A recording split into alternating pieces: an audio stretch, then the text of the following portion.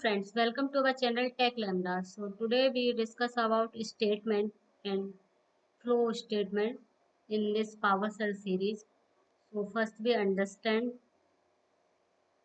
why we use flow statement, because with the help of flow statement we create intelligence program. So this is basic fundamentals of any programming language. So first we start with variable, like uh, in PowerShell, we have some flow statement like if, else, while, for, and for each. So we one by one we understand how it's work. So first we declare one variable number of some definitely 30, and we give condition if we define condition. So here we mention number of video, G for greater, E for equal, greater equal. It is the symbol we here we learn. This is a symbol like greater equal. So if we compare, so we give some statement here. This is the condition, and after that we define greater than 20. Here we declare greater than 20, and in else condition we define less than 20. So we run it, check what is the output of greater than 20 or equal to 20. It provides the output. This is for if or else condition.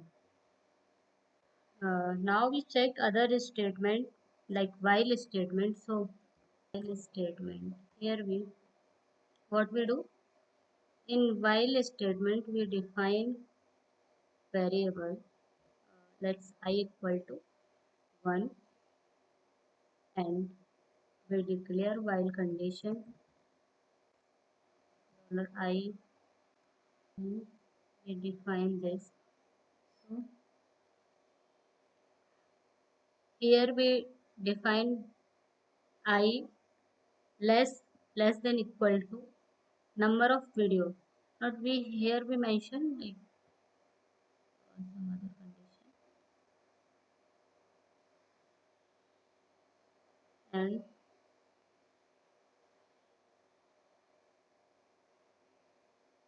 so this is our condition. We check this. This is while statement. In while statement we define condition here, and this is for out.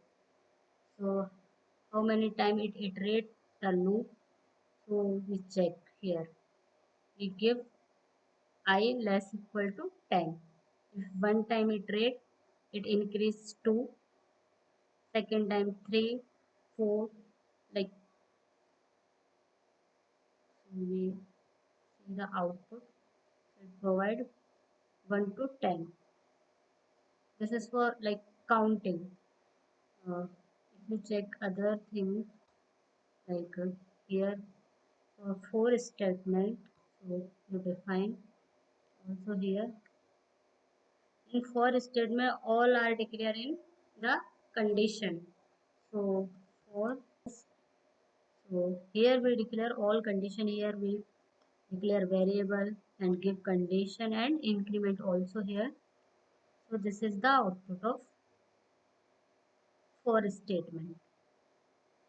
After that we talking about for each condition. So in for each condition we declare the for each condition. Here we declare like we define array.